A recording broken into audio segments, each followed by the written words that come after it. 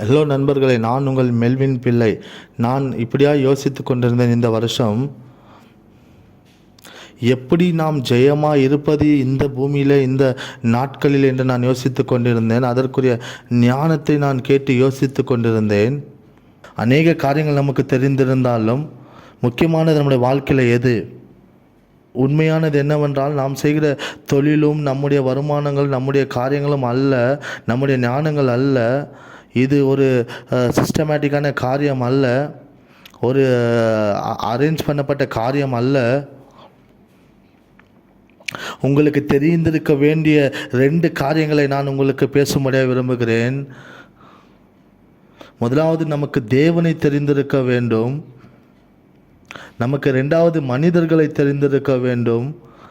தேவனை தெரிந்திருப்பதும் மனிதர்களை தெரிந்திருப்பதும் என்னவென்று நாம் புரிந்து கொள்ள வேண்டும். நாம் அதிக ஜெயத்தை பெற்றுக்கொள்ள இது 2ஐயும் நாம் புரிந்து கொள்ள வேண்டும். தேவன் யார், மனிதர்கள் யார் என்று நமக்கு தெரிந்திருக்க வேண்டும். அநேக நாட்களுக்கு முன்பதாக நான் சட்ட படிப்பு படிக்க வேண்டும் என்று சொல்லி தேவன் விரும்பி என்னை ஒரு இடத்திற்கு கொண்டு போக இருந்தார். ஒரு 15 வருடங்களுக்கு முன்பதாக நான் இந்த காரியங்களை சொல்லுகிறேன். அது என்னுடைய ஒரு உள்ளத்தின் ஒரு வாஞ்சையாக இருந்தது, இதை செய்ய வேண்டும் என்று சொல்லி. ஆனால் கர்த்தர் சொன்னார், அதல்ல நான் செய்ய விரும்ப வேண்டியது. எனக்காய் தேவன் வேறு திட்டத்தை வைத்திருந்தார். கர்த்தருடைய திட்டமானது எனக்கு கர்த்தருடைய வார்த்தையையும் அவரையும் அல்லது ஜனங்களையும் குறித்து கற்றுக் கொடுக்க வேண்டுமா இருந்தது. நான் என்னுடைய வாழ்க்கையில் அநேக காரியங்களை செலவு செய்து தேவன் யார் என்பதை நான் கற்றுக்கொள்ள என்னுடைய வாழ்க்கையில் பிரயாசப்பட்டேன். தேவன் எப்பேற்பட்டவர் என்பதை நான் பார்க்க கற்றுக்கொண்டேன். என்னுடைய வாழ்க்கையில் தேவனுடைய ஆதேசங்கள் எப்படி, தேவன் எப்பேற்பட்டவர் என்பதை நான் கற்றுக்கொண்டேன். அதற்கு பிறகு தேவன் யார், தேவன் என்ன எனக்கு சொல்லிக் கொடுக்க விரும்புகிறார் என்பதை நான் பார்க்க பிரயாசப்பட்டேன். என்ற வாழ்க்கையில் நான் இயேசுவுக்காய் அதிக வாஞ்ச உள்ளவனாக இருந்தேன். ஏனென்றால் மக்களுடைய இருதயங்களில் என்ன இருக்கிறது என்பதை பார்ப்பதற்கு தேவன் எனக்கு அநேக காரியங்களை கற்றுக் கொடுத்தார். அநேக காரியங்களை கர்த்தர் எனக்கு கற்றுக் கொடுத்தார். ஜனங்களை குறித்து கற்றுக் கொடுத்தார். ஜனங்கள் எப்படி யோசிப்பார்கள் என்று கற்றுக் கொடுத்தார். ஜனங்கள் எப்படி நடந்து கொள்வார்கள் என்பதையும் தேவன் எனக்கு கற்றுக் கொடுத்தார். தேவன் ஜனங்களை குறித்து எனக்கு கற்றுக் கொடுத்தார். ஆனால் அவருடைய வழியையும் எனக்கு கற்றுக் கொடுத்தார். ஆனால் ஜனங்களுடைய வழியையும் அவர் எனக்கு காண்பித்து கொடுத்தார்.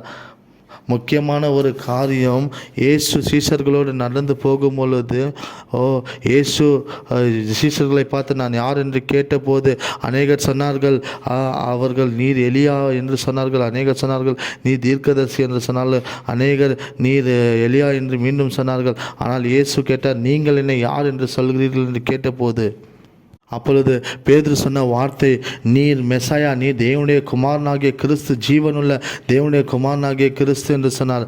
அப்பொழுது இயேசு பேதுருவை, இது உனக்கு மாம்சமும் இரத்தமும் வெளிப்படவில்லை, பரலோகத்திலிருந்து தேவன் உனக்கு இதை வெளிப்படுத்தினார் என்று இயேசு கிறிஸ்து சொன்னதை நாம் பார்க்க முடியும். தேவன் நமக்கு வெளிப்படுத்துவது என்னவென்றால், ஜனங்களை குறித்து தான் வெளிப்படுத்த முடியும். ஆனால் எனக்கு வெளிப்படுத்தினது ஜனங்களை குறித்து வெளிப்படுத்தினார். ஜனங்கள் எப்படி நடந்து கொள்வார்கள், எப்படி யோசிப்பார்கள் என்று. ஆனால் இன்றைக்கு நான் வேலை செய்கிறேன், நான் குறைந்து வேலை செய்கிறேன்.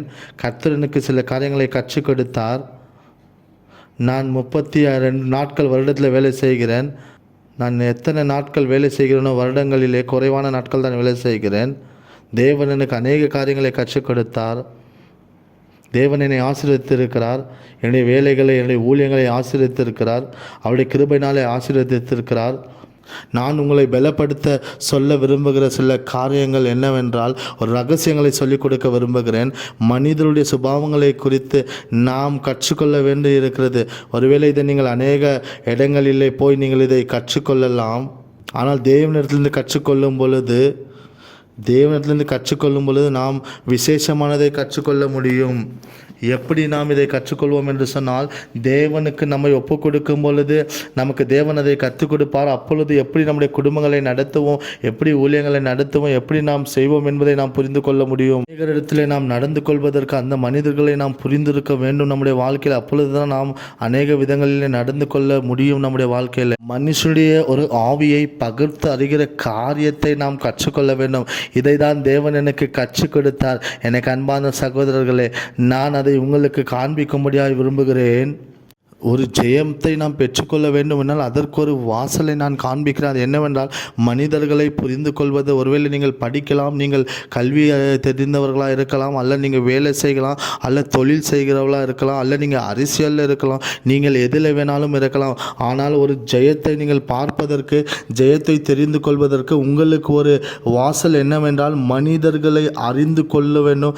மனிதருடைய காரியங்களை நீங்கள் அறிந்து கொள்ள வேண்டும். அவருடைய ஆவிகளை நீங்கள் பகுத்தறிய அறிந்து கொண்டால் மாத்திரம்தான் நீங்கள் இருக்கிற துறைகளிலே, நீங்கள் இருக்கிற இடங்களிலே, நீங்கள் வசிக்கிற இடங்களிலே ஒரு ஜெயத்தை நீங்கள் பெற்றுக்கொள்ள முடியும். இல்லை என்று சொன்னால் ஜெயம் உங்கள் வாழ்க்கையில் வருவது மிகவும் கடினமானதாக இருக்கும். இந்த துறையில் உலகத்தில் நீங்கள் எங்கே இருந்தாலும் ஜெயத்தை பெற்றுக்கொள்வதற்கு நீங்கள் புரிந்து கொள்ள வேண்டும். மனிதர்கள் எப்பேற்பட்டவர்கள், நீங்கள் இருக்கிற இடத்துல இவர்கள் எப்படிப்பட்டவர்கள் என்று நீங்கள் தெரிந்தால் மாத்திரம்தான் நீங்கள் ஜெயத்தை புரிந்து கொள்ள முடியும். இதை யார் நமக்கு கற்றுக் கொடுக்கிறார்? தேவன் இதை நமக்கு கற்றுக் கொடுக்கிறார். மனிதர்களை பகுத்தறிகிற காரியங்களை நாம் கற்றுக்கொள்ளும் பொழுது தான் நம்முடைய வாழ்க்கையிலே ஒரு ஜெயத்தை நாம் பார்க்க முடியும். எனக்கு அன்பார்ந்தவர்களே, என்னுடைய வாழ்க்கையில் நடந்த காரியங்கள், நான் அநேக நேரங்களிலே எப்படி ஜெயத்தை பெற்றுக்கொள்கிறேன் என்றால் மனிதர்களை பகுத்தறிவதனாலே நான் எந்த துறையில் போனாலும் என்ன செய்தாலும் நான் அங்கே ஜெயத்தை பெற்றுக்கொள்வதற்கு ஒரே ஒரு காரணம், மனிதர்கள் எப்பேற்பட்டவர்களை நான் புரிந்து கொள்ளும் பொழுது மாத்திரம்தான் எனக்கு அந்த ஜெயம் என்னுடைய வாழ்க்கையில் வருகிறது. ஏனென்றால் தேவனை அறிந்து கொள்வது ஒரு முக்கியமான காரியம். அதை நாம் எப்படி செய்கிறோம்? ஜெபிப்பதினாலே, வசனத்தை படிப்பதினாலே, வார்த்தையை கேட்பதினாலே இப்படி நாம் தேவனை அறிந்து கொள்ளலாம். ஆனால் மனிதர்களை அறிந்து கொள்வது கொஞ்சம் வித்தியாசமான ஒரு காரியமாக இருக்கிறது. ஏனென்றால் தேவனும் இருக்கிறார், மனுஷனும் இருக்கிறான், சாத்தானும் இருக்கிறான். சில நேரங்களில் சாத்தான் மனுஷர்கள் ரூபமாய் பிரச்சனைகளை கொண்டு வருவது உண்டு. ஆனால் நமக்கு வேதம் என்ன சொல்லுகிறது? நமக்கோ மாம்சத்திலே இரத்தத்திலே யுத்தம் இல்லை, நம்முடைய யுத்தம் எல்லாம் வான மண்டலத்தில் இருக்கிற அந்தகார ஆவிகளின் சேனைகளோடு நமக்கு யுத்தம் இருக்கிறது. அதனாலே மனிதர்களை அறிந்து கொள்வது நமக்கு அவசியமாக இருக்கிறது. அதனால தான் நம்முடைய வாழ்க்கையில் ஜெயம் வருவோம் என்று நீங்கள் புரிந்து கொள்ள வேண்டும். தேவனை அறிகிறது நமக்கு எவ்வளவு முக்கியம் என்று நாம் பார்க்கும் பொழுது, மனிதர்களையும் நாம் அறிந்து கொள்ளும் பொழுதுதான் அந்த ஜெயமுள்ள வாழ்க்கையை நம்மால் வாழ முடியும். அதை நீங்கள் புரிந்து கொண்டால் நீங்கள் இருக்கிற துறைகளிலே, நீங்கள் இருக்கிற இடங்களிலே, நீங்கள் எங்கே இருந்தாலும் உங்கள் வாழ்க்கையில் ஜெயமானது எப்பொழுதும் உங்கள் வாழ்க்கையில் சூழ்ந்திருக்கும். ஏனென்றால் மனிதர்களும் அநேகர் நம்மை நேசிப்பார்கள், அநேகர் விரோதிப்பார்கள். நீங்கள் ஒருவேளை அரசியல்வாதிகளை பார்க்கும் பொழுது அவர்கள் தேவைகள் இருப்பதினாலே நம்மை நேசிப்பார்கள். நீங்கள் சில மனிதர்களை பார்க்கும் பொழுது தேவைகள் இருப்பதினாலே அவர்கள் நம்மை நேசிப்பார்கள். ஆனால் அது மாத்திரம் அல்ல, மனிதர்களை பார்க்கிலும் தேவன் நம்மை நேசிக்கிறார் என்பதை நாம் புரிந்து கொள்ள வேண்டும். நாம் வேதத்தை பார்க்கும் பொழுது அன்பும் கோபமும் எங்கே வருகிறது? வேதத்திலே ஆதியாகமத்திலே 2 சகோதரர்கள் மூலியமாய் வருகிறது. ஏனென்றால் ஒருவன் ஒருவனை பகைத்தான், ஒருவன் ஒருவனை நேசித்தான் என்பதை நாம் பார்க்க முடியும். எனக்கு அன்பான சகோதரர்கள், ஏன் அவனை எதிர்த்தான், வெறுத்தான் என்று நாம் பார்க்க முடியும்.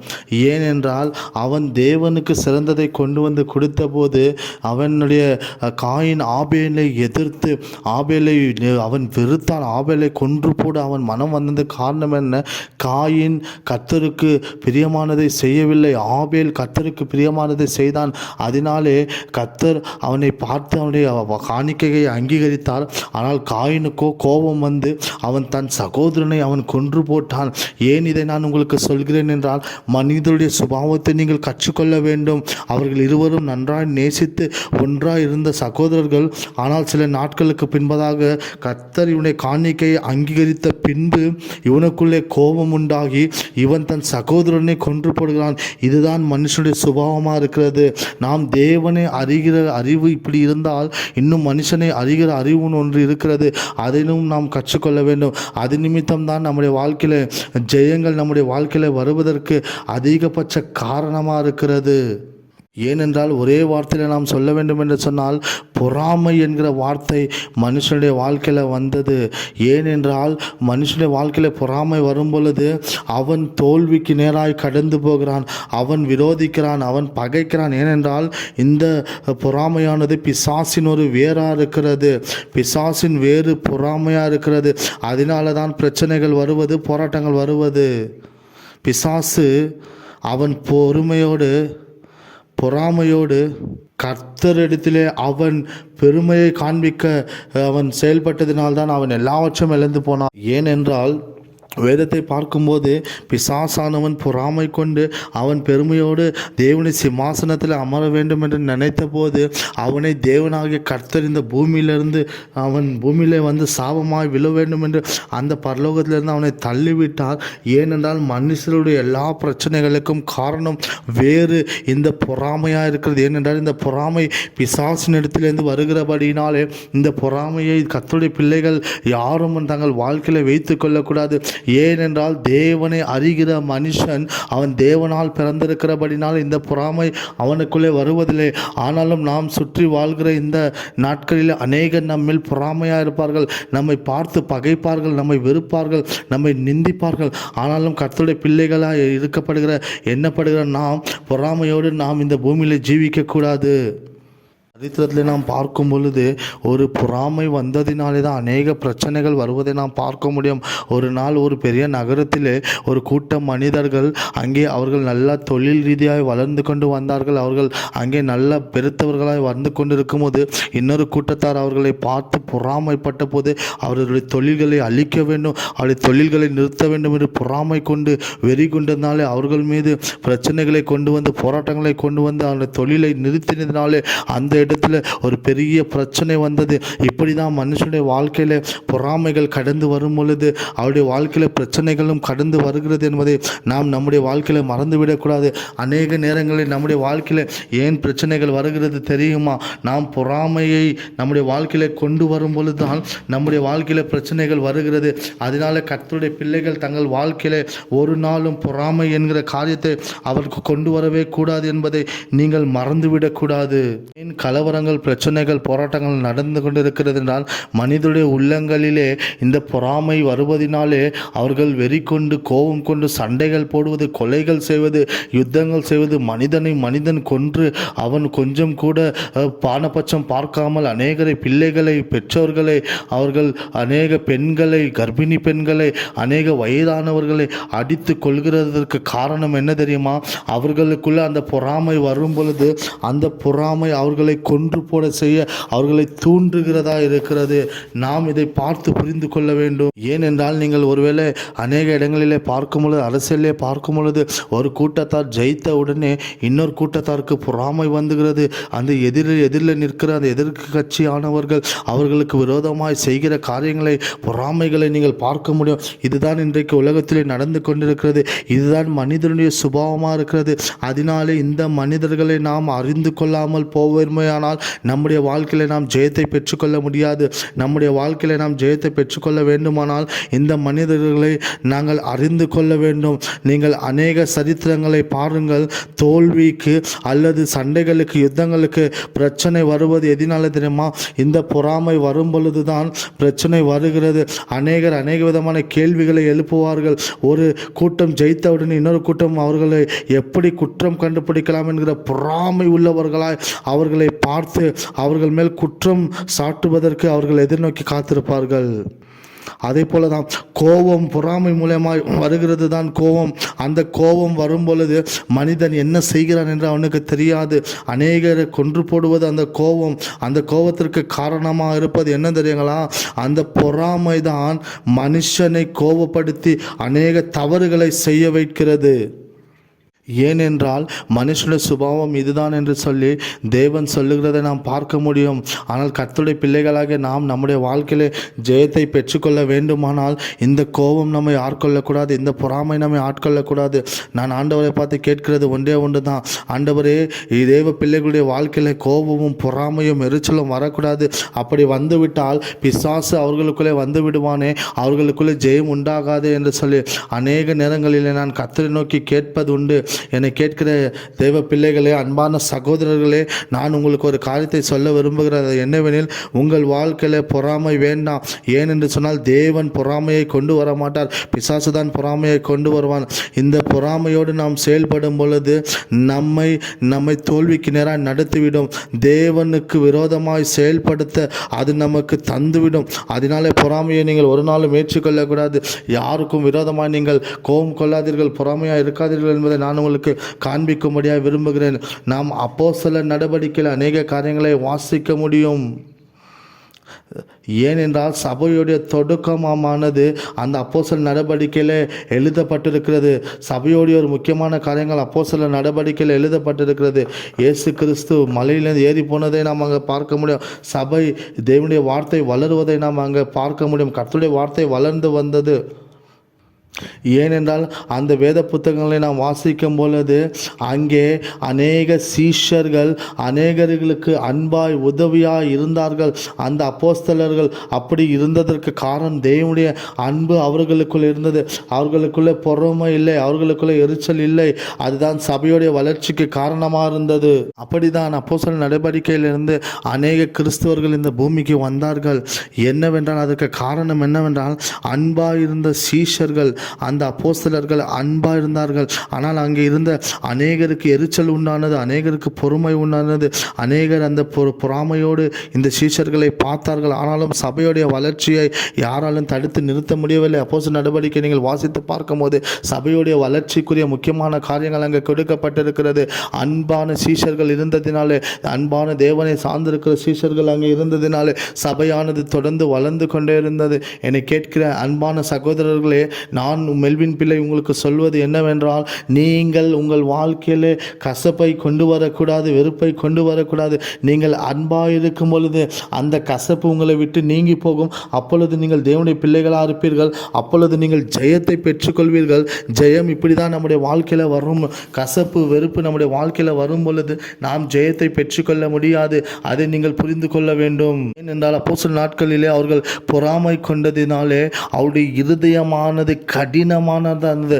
அப்போஸ்தலர்கள் அநேக அற்புதங்கள் அடையாளங்களை செய்த போது அதை பார்த்த பரிசேயரும் சதிசேயர்களும் தங்கள் இருதயத்திலே பொறாமை கொண்டதினாலே அவர்களுடைய இருதயமானது கடினப்பட்டது.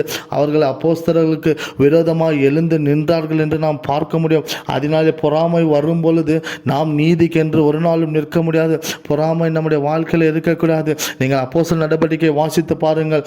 அவர்கள் நிறைய அற்புதங்களை அடையாளங்களை செய்தார்கள். அதனாலே அங்கிருந்த ஜனங்கள், அங்கிருந்த அந்த பரிசேயர் சதுசேயர் வேத பாரகர்களுக்கு பொறாமை உண்டானதை நாம் வேதத்திலே பார்க்க முடியும். ஆசாரியர்களும் பிரதான ஆசாரியர்களும் அவர்கள் அங்கே பொறாமை கொண்டார்கள். ஏனென்றால் தேவனுடைய காரியமானது அப்போஸ்தலர்கள் மேலே இருந்து அற்புதங்களை செய்தது. அது மாத்திரமல்ல, இந்த ஆசாரியர்கள் மேலே தேவனுடைய கிருபையானது இல்லாமல் போனதற்கு காரணம் அவர்களுடைய வாழ்க்கையில் அவர்கள் பொறாமை உள்ளவர்களாக இருந்தார்கள். மனிதர்களிடத்தில் நீங்கள் பார்க்கக்கூடிய எல்லா பிரச்சனைகளும் அந்த பொறாமை நிமித்தம் வருகிறதா இருக்கிறது. ஆனாலும் கர்த்தருடைய பிள்ளைகளாக இருக்கிற நாம் நம்முடைய வாழ்க்கையிலே மாம்சத்தோடு இரத்தத்தோடு நமக்கு யுத்தம் இல்லை என்பதை நாம் புரிந்து கொள்ள வேண்டும். ஏனென்றால் கர்த்தருடைய கிருபை நம் மேல் இருக்கிறபடியினாலே நாம் நன்மை செய்கிறவர்களாக இருப்போம். ஏன் யோசேப்பை தங்கள் சகோதரர்கள் அந்த குழியில தள்ளினார்கள் தெரியுமா? யோசேப்பின் மேல் அவர்கள் வெறுப்பு கொண்டார்கள். ஏன் அவர்கள் வெறுப்பு கொண்டார்கள் என்றால், யோசேப்பை யாக்கோபு அதிகமாய் நேசித்தான். அவன் அதிகமாய் அவன் மேல் பிரியமாக இருந்ததினாலே அவருடைய சகோதரர்களுக்குள்ளே வெறுப்பு உண்டாகி அவன் மேல் அவர்கள் கசப்பை கொண்டு வந்து அவனை அந்த குழியிலே தள்ளி அவனை கீழே விழ பண்ணி அவனை விற்று விடுவோம் அல்லது கொன்று போடுவோம் என்று சொல்லி அவனை அந்த குழியில் தள்ளினார்கள். இதற்கு காரணம் என்ன தெரியுமா? யாக்கோபு யோசேப்பை அதிகமாய் நேசித்ததினாலே அவனுடைய சகோதரருடைய உள்ளங்களிலே கசப்பு உண்டானது. அதை போல தான் இன்றைக்கு மனிதருடைய வாழ்க்கையிலே அநேகரை நாம் நேசிக்கும் போது, அநேகர் நம்மை நேசிக்கும் பொழுது அநேகர் நம்மை சுற்றி இருக்கிறவர்கள் நம்மேல் கசப்பாக இருப்பார்கள். யோசேப்பை அப்படிதான் அவர்கள் தள்ளினார்கள். அவனை கொன்று போடுவோம் என்று திட்டம் போட்டார்கள். ஆனாலும் யோசேப்பின் மேலே கர்த்தருடைய திட்டம் இருந்தது. கர்த்தருடைய வார்த்தை நீங்கள் பார்க்கும் பொழுது அங்கே பொறாமை பொறாமை பொறாமை பொறாமை கொண்டார்கள் என்று தான் எழுதப்பட்டிருக்கிறது. நம்முடைய வாழ்க்கையிலே நாம் பார்க்கும் பொழுது யார் மேலும் நாம் பொறாமை கொள்ளக்கூடாது. ஏன்னால் நம்முடைய இருதயத்திலே பொறாமை வரும் பொழுது நாம் தேவனுக்கு பிரியமில்லாத இதை செய்து விடுவோம் என்பதை நாம் புரிந்து கொள்ள வேண்டும். அதை தான் இன்றைக்கு உங்களுக்கு காண்பிக்கிறேன். நான் உங்களுக்கு சொல்லுகிற காரியத்தை நீங்கள் கேளுங்கள். கர்த்தர் சொல்ல சொன்னதை நான் சொல்லுகிறேன்.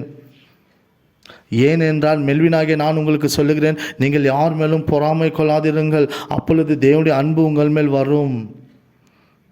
தேவனுடைய அன்பு உங்கள் வாழ்க்கையில் வர வேண்டுமானால் நீங்கள் பொறாமை கொள்ளாமல் இருக்க வேண்டும். ஒரு முறை என்னுடைய நண்பர் ஒருவர் என்னிடத்தில் பேச வந்தார். அவர் என்னிடத்தில் இப்படியாய் சொன்னார், மெல்வின், நானும் என்னுடைய மனைவியும் அதிகமாக நேசிக்கிறவர்கள், அதிகமாக விரும்புகிறவர்கள். அநேக நாட்களாக நாங்கள் நேசித்து பழகி வாழ்ந்து வருகிறோம். ஆனால் ஒரு நாள் நான் என் மனைவியிடத்தில் இப்படியாய் சொன்னேன், நான் இந்த பிரசிடெண்ட்டாய் மாற விரும்புகிறேன் என்று சொன்ன உடனே அப்படியே என்னுடைய மனைவி என் பக்கம் அந்த பொறாமையோடு திரும்பி நின்றதை நான் பார்த்து நின்று அந்த மனுஷன் எனக்கு சொன்னதை நான் உங்களுக்கு காண்பிக்க விரும்புகிறேன். ஏனென்றால் இந்த பொறாமையோடைய காரியம் ரொம்பவும் மிகவும் கவலைக்குரியதாக இருக்குது. ஏனென்றால் அநேக குடும்பங்கள் இன்னைக்கு பிரிந்திருக்கிறது. அநேக கணவன் மனைவிக்குள்ள ஒற்றுமை இல்லாததற்கு காரணம் இந்த பொறாமை வாழ்க்கையில் வருவதினாலே. அநேகர் இன்னைக்கு ஒற்றுமையாய் ஜீவிப்பதில்லை. மனைவியை கண்டால் கணவனுக்கு பொறாமை, கணவனை கண்டால் மனைவிக்கு பொறாமை, பிள்ளைகளிடத்தில் பொறாமை. இந்த பொறாமை வரும் பொழுது உங்கள் வாழ்க்கையில் பிரச்சனைகள் வரும், போராட்டங்கள் வரும். வாழ்க்கையை அது சுதந்திரமாய் சுகமாய் வாழ ஒரு நாளும் விட்டு கொடுக்காது. அதனால நீங்கள் அதை புரிந்து கொண்டு நீங்கள் ஒரு நாளும் கர்த்தருடைய பிள்ளைகள் பொறாமை கொள்ளாமல் நீங்கள் ஜீவிக்க வேண்டும் என்று கர்த்தர் விரும்புகிறார் என்பதை நான் உங்களுக்கு காண்பிக்கிறேன். நீங்கள் வேதத்தை பார்க்கும் பொழுது அந்த பொறாமையோடைய வேறானது அப்போஸ்தலர் நடவடிக்கையில் நாம் பார்க்க முடியும். ஏனென்று சொன்னால் அப்போஸ்தலர் கையினால் கர்த்தர் செய்த அற்புதங்களை பார்த்த அந்த பரிசேயர்களும் சதுசேயர்களும் வேத பாரகர்களும் ஆசாரியர்களும் பிரதான ஆசாரியர்களுக்கும் கோபம் வந்து அவர்கள் அங்கே கோபம் கொண்டு பொறாமை கொண்டு தேவனுடைய சபையை ஒடிக்கும்படியாக சேவையுடைய சபை வளரக்கூடாது என்ற தீர்மானத்தோடு அவர்கள் செயல்பட்டதை நீங்கள் பார்க்க முடியும். இந்த பொறாமை வரும் பொழுது இப்படி தான் மனுஷனுடைய சுபாவத்தை மாற்றிவிடும். அதனாலே கர்த்தருடைய பிள்ளைகளாக இருக்கிற நீங்கள் பொறாமைக்கு உங்களுடைய வாழ்க்கையில் இடம் கொடுக்கக்கூடாது. பொறாமை நம்மை பாவத்திற்கு நேராய் நடத்திவிடும். பொறாமை நம்மை சாபத்திற்கு நேராய் நடத்திவிடும். பொறாமை நம்மை வியாதிக்கு நேராய் நடத்திவிடும். அதனால கர்த்தருடைய பிள்ளைகள் நாம் ஒரு நாளும் பொறாமை கொள்ளாதபடிக்கு தேவனை நேசித்து தேவனுடைய அன்பை நம்முடைய வாழ்க்கையில் நாம் வைக்கும் பொழுது அந்த ஜெயத்தை நாம் பார்க்க முடியும். அதை தான் அப்போஸ்தலருடைய காலத்திலே அவர்கள் நிரூபித்து காண்பித்தார்கள். எனக்கு அன்பானவர்களை நான் உங்களுக்கு சொல்லுகிறேன், அநேகர் இடத்துல கேட்கிற ஒரு காரியம், மெல்வின், எப்படி நீ ஜெயமுள்ள வாழ்க்கையை வாழ்கிறாய் என்று கேட்கும் பொழுது நான் இப்படியாய் அவர்கள் இடத்தில் சொல்லுவேன், நான் அன்பாய் இருக்கிறபடினாலே பொறாமை என்னுடைய வாழ்க்கையில் நான் கொண்டு வருவதில்லை, அதனாலே நான் ஜெயமாக இருக்கிறேன் என்று சொல்லி நான் அநேக இடத்துல ஆலோசனை சொல்லியிருக்கிறதே நான் என்னுடைய வாழ்க்கையில் உணர முடியும். அதுதான் நான் இன்றைக்கு உங்களுக்கு சொல்லுகிறேன். தேவனுடைய பிள்ளைகளே, என்னுடைய நண்பர்களே, நான் உங்களுக்கு சொல்லுகிறேன், நீங்கள் தேவனுடைய அன்பை பெற்றுக்கொள்ள வேண்டும். பொறாமையை நீங்கள் பெற்றுக்கொள்ளக்கூடாது. பொறாமையை பெற்றுக்கொண்டால் உங்கள் வாழ்க்கையில் நன்மை நடக்காது, ஆசீர்வாதம் நடக்காது, ஜெயம் நடக்காது என்பதை நான் உங்களுக்கு காண்பிக்க விரும்புகிறேன். இதனால தான் தேவன் மனிதர்களை அறிந்து கொள்ளுகிற காரியத்தை நமக்கு கற்றுக் கொடுக்கிறார் என்பதை நீங்கள் மறந்துவிடக்கூடாது. அன்பு வரும் பொழுது பொறாமை இல்லாமல் ஜீவிக்கும் போது நாம் தேவனிடத்திலே வளருவதற்கு, நாம் தேவனிடத்தில் பெருகி வருவதற்கு அது நமக்கு காரணமாக இருக்கிறது. ஆனால் பொறாமை நம்மை தேவனிடத்திலிருந்து தூரம் போக பண்ணும். தேவனிடத்தில் குறையை பார்க்க கற்றுக் கொடுக்கும். பொறாமையை நாம் ஒரு நாளும் நம்முடைய வாழ்க்கையில் அனுமதிக்கக்கூடாது. எனக்கு அன்பார்ந்த நண்பர்களே, ஏனென்றால் பொறாமை உள்ளவர்கள் அநேக நேரங்களிலே குறை சொல்லுகிற இருதயம் உள்ளவர்களாய், குறையை காண்பிக்கிறவர்களாய் அவர்கள் இருப்பதை நாம் பார்க்க முடியும். அதனாலே நாம் தேவனுடைய அன்பு உடையவர்களாய் இருக்கும் பொழுது, தேவனுடைய அன்பு நம்மை ஆட்கொள்ளும் பொழுது, தேவனுடைய அன்பு நம்மை பாதுகாத்து பராமரிக்கும் பொழுது அந்த காரியங்கள் நம்மை சூழ்ந்து கொள்ளும் என்பதை நாம் புரிந்து கொள்ள வேண்டும். அப்படியே அப்போஸ்தலர் நடவடிக்கைகளை பார்க்கும் பொழுது அங்கே பொறாமை கொண்டவர்கள் என்ன சொன்னார்கள் தெரியுமா? எங்கள் விதவைகளுக்கு உணவு கொடுக்க மாட்டேன்றார்கள், எங்களுக்கு இவர்கள் செய்ய மாட்டேன்றார்கள், எங்களுக்கு பணிவிடை செய்ய மாட்டேன்றார்கள் என்று சொல்லி நன்றாக இருந்த அந்த சூழ்நிலைகளின் நடுவிலே அந்த மனிதர்கள் பொறாமை கொண்டதினாலே அங்கே ஒரு பிரச்சனையை உண்டாக்க வேண்டும் என்று சொல்லி அப்போஸ்தலர்கள் நடுவிலே அந்த வார்த்தைகளை கொண்டு வந்து வைப்பதை நாம் பார்க்க முடியும். அதனாலே பொறாமை அநேக நேரங்களிலே நம்முடைய வாழ்க்கையில தவறான காரியங்களை கொண்டு வந்து விட்டுவிடும். பொறாமை கொண்டு அவர்கள் அங்கே குறை சொல்வதை நாம் பார்க்க முடியும். எனக்கு அன்பார்ந்தவர்களே, பொறாமை அநேக நேரங்களிலே நம்மை குறையை பேச நமக்கு கற்றுக் கொடுத்து விடும், குறையை சொல்ல நமக்கு கற்றுக் கொடுத்து விடும். ஆனால் நாம் குறையை சொல்லுகிறவர்கள் அல்ல, குறையை பேசுகிறவர்கள் அல்ல. நீங்கள் நன்றாய் கவனிக்க வேண்டும். அப்போஸ்தலர் நடவடிக்கைகளை நீங்கள் பார்க்கும் பொழுது 6ஆம் அதிகாரத்திலே அநேகர் அப்படிதான் குறை சொன்னார்கள். எங்கள் விதவைகளுக்கு, எங்கள் ஏழை பெண்களுக்கு இவர்கள் உணவை பரிமாற மாட்டேன்கிறார்கள் என்று சொன்னார்கள். அதை நீங்கள் பார்க்க முடியும். ஏனென்றால் அப்போஸ்தலர்களுடைய ஊழியங்களிலே அப்போஸ்தலர்கள் மேலே இவர்கள் பொறாமை கொண்டதினாலே இதை இவர்கள் இப்படியாய் சொன்னார்கள், நாம் அதை புரிந்து கொள்ள வேண்டும். அங்கே அவர்கள் குற்றம் சொன்னார்கள். குற்றம் சொன்னதை நாம் பார்க்க முடியும். அந்த அனனியா சஃபேரால் அப்படித்தான் அவர்கள் பரிசுத்த ஆவினிடத்திலே பொய் சொன்னார்கள். இந்த பொறாமை வரும் பொழுது பொய் என்கிற ஆவி அநேகரை பிடித்து கொள்ளும். அவர்கள் பொய் சொல்லி அங்கே மரித்து போனார்கள். அதற்கு பேதுரு இப்படியாய் சொன்னார், இந்த இடம் விற்கப்படுவதற்கு முன்பதாய் உங்களதாக இருந்ததே, நீங்கள் ஏன் அந்த ஒரு பங்கை வஞ்சித்து வைத்தீர்கள்? அந்த வஞ்சனை எங்கிருந்து வந்தது தெரியுமா? அவர்கள் ஏன் கொடுக்க வேண்டும் என்று யோசித்து பொறாமை கொண்டதினாலே அந்த வஞ்சனை அவருடைய வாழ்க்கையில் வந்தது. இன்றைக்கி அநேகருடைய வாழ்க்கையில் ஏன் வஞ்சனை வருகிறது? பொறாமை கொள்வதனாலே, அவர்கள் கோபம் கொள்கிறதுனால, மூர்க்கம் கொள்கிறதுனாலே அந்த காரியங்கள் அவருடைய வாழ்க்கையில் வருகிறது. எனக்கு அன்பான சகோதரர்களே, நான் உங்களுக்கு சொல்லுகிறது என்னவென்றால், நீங்கள் தேவனுடைய அன்பை ருசி பார்க்க வேண்டும். அனனியா சஃபேராளுடைய வாழ்க்கையை கவனித்து பாருங்கள். அவர்கள் பொய் சொன்னார்கள், அவர்கள் குறை சொன்னார்கள், அவர்கள் வஞ்சித்து வைத்தார்கள். அதனாலே அவர்கள் இருவரும் அங்கே மாண்டு செத்து போனார்கள். அதனாலே தான் அதுக்கப்புறம் அவர்கள் எல்லாம் பயந்து போனார்கள் என்று வேதம் சொல்லுகிறது.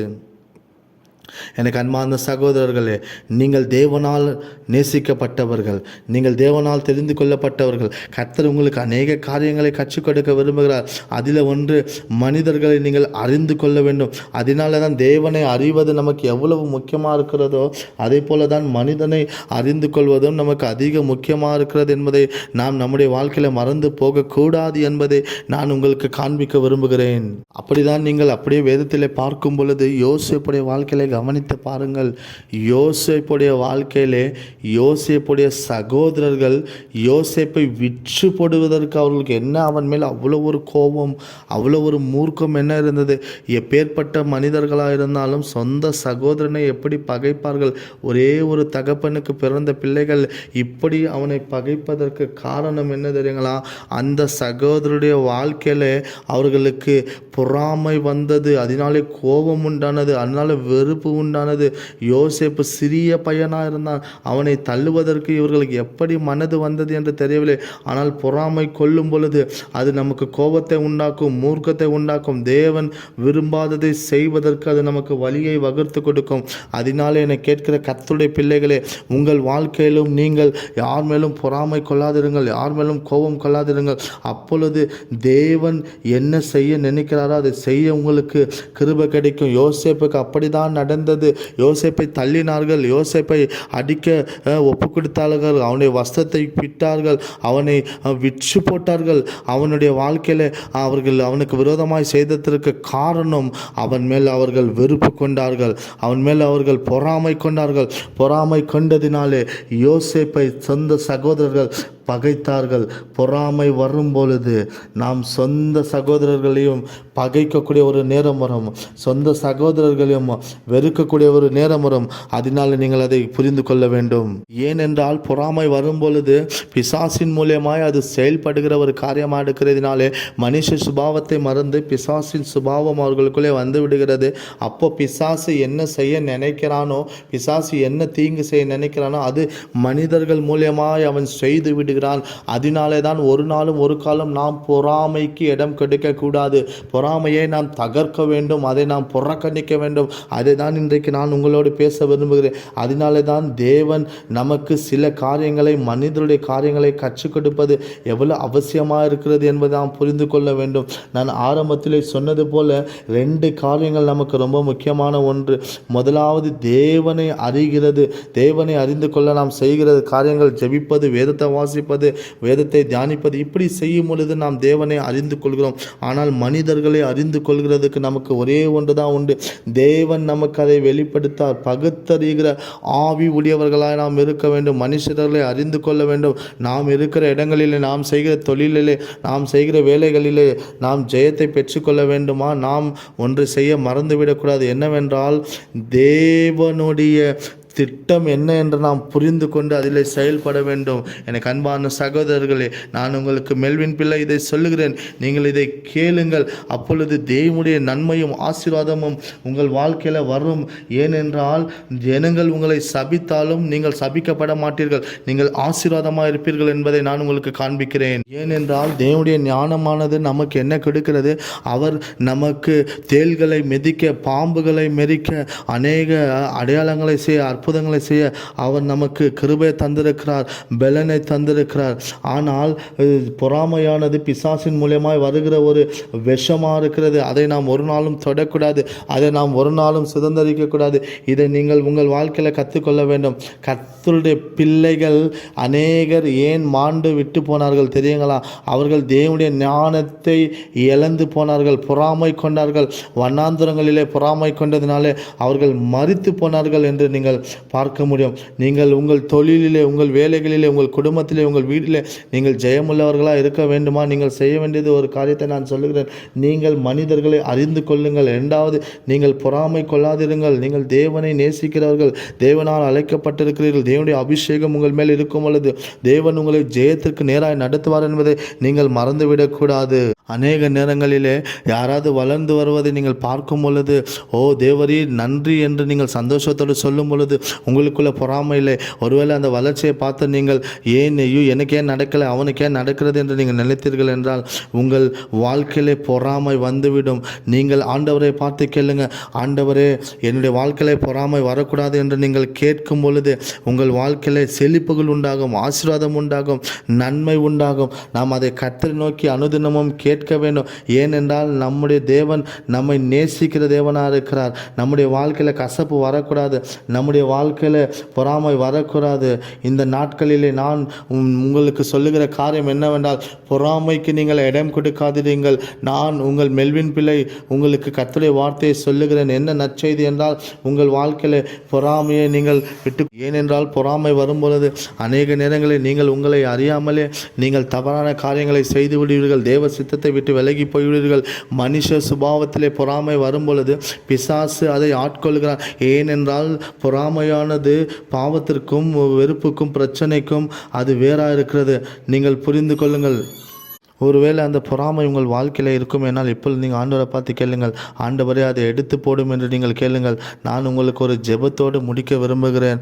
அது என்னவென்றால், ஒருவேளை அந்த பொறாமை உங்கள் மாம்சத்தில் இருக்குமே ஆனால் நீங்கள் ஆண்டவரே அதை எடுத்து போடும் என்று கேட்கும் பொழுது அந்த பொறாமை என்கிற பிசாசின் சுபாவம் நம்முடைய வாழ்க்கையை விட்டு கடந்து போகும். அவர் உங்களை விடுதலையாக்க, அவர் உங்களை தொட அவர் வல்லவராக இருக்கிறார். நீங்கள் ஜெபியுங்கள். நான் இப்போ உங்களுக்காக ஜெபிக்க போகிறேன். ஆண்டவரே இந்த பொறாமை என்கிற வேறு எனக்குள்ளே இருக்குமேனால் இப்பொழுது எடுத்து போடும் என்று நீங்கள் கேட்கும் பொழுது கர்த்தருடைய வல்லமை உங்களை தொடும், தேவனுடைய அபிஷேகம் உங்களுக்குள்ளே வரும். நான் உங்களை இயேசு கிறிஸ்து நாமத்திலே ஆசீர்வதிக்கிறேன். கர்த்தருடைய நாம மகிமைக்காய் நீங்கள் பொறாமை இல்லாமல் ஒரு அன்போடு பரிசுத்தத்தோடு வல்லமையோடு கர்த்தருக்காய் ஜீவிக்கும் பொழுது தேவன் நிச்சயமாக உங்களுடைய வாழ்க்கையில் நன்மை செய்வார் என்று சொல்லி நான் இயேசு கிறிஸ்து நாமத்தின் மகிமைக்காய் உங்களை வாழ்த்துகிறேன். கர்த்தர் உங்களை ஆசீர்வதிப்பார். ஆமேன்.